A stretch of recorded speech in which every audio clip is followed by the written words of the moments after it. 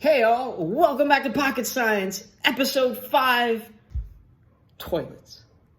Right? We're talking toilets today. You heard me right?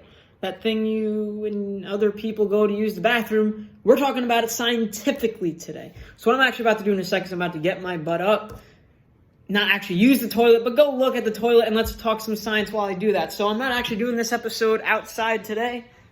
I'm in my house. I don't actually have to go outside for this one because I need a toilet. And I don't see any toilets out there. So we're taking a trip to my bathroom. Taking a trip to the toilet. Say hi to the toilet. There's your toilet. Now what's going to happen is Mr. P's going to flush this. It's going to be hard to see. But the water is going to start to rotate counterclockwise. Just watch.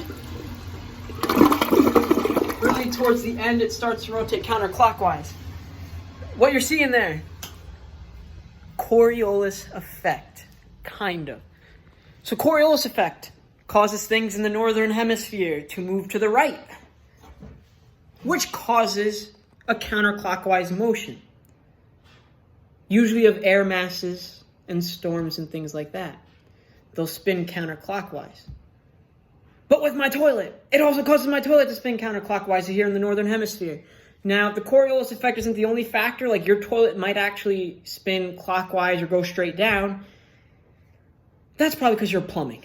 Plumbing, obviously, the way you set up your toilet, the way your toilet's made, all that will affect which direction the water spins in. But the minor Coriolis effect on the water in the toilet does cause it to move counterclockwise in the northern hemisphere.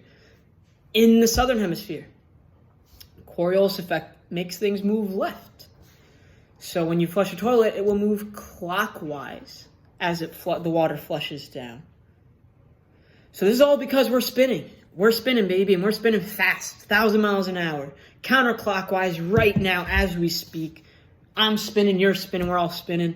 And that's why we have the Coriolis effect. Since we're spinning, rotating, right, causes things to move, deflect, because of that movement. In the northern hemisphere, it deflects right. Southern hemisphere deflects left. And so that causes counterclockwise movements in our storms. So when two fronts meet, the resulting storm rotates counterclockwise. When a hurricane comes up the coastline from Florida all the way up to New York and goes, Puerto Rico, Florida, the Caribbean area, and goes up the coast, it's spinning counterclockwise. But if this happens in the southern hemisphere, it's all spinning clockwise, the opposite direction. So this is all because of the Coriolis effect. One more thing the Coriolis effect causes, because it's important, is that westerly wind. So that wind coming from western United States all the way across the U.S., your westerly wind is caused by the Coriolis effect. It's going to the right. The air has a tendency to move to the right in the northern hemisphere. So the Coriolis effect is why you could get on a plane right now from New York, fly to California. It takes you 6 hours. You get on a plane in California, you fly back to New York. It takes you 5 hours. Thank you, Coriolis effect.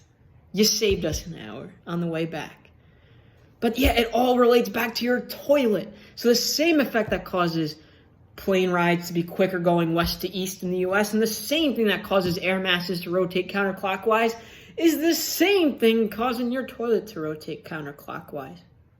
And then go to the southern hemisphere and just flip everything. They're upside down there. They actually, as we enter spring, they just entered fall. So, sucks to be them. It's going to get cold. And they can live with clockwise movements, and left movements will do right and counterclockwise up here. So I hope you enjoyed episode 5 of Pocket Science, not Pocket 5. I don't have 5 pockets. Hope you enjoyed episode 5 of Pocket Science on toilets and how science controls your toilet. Have a good one.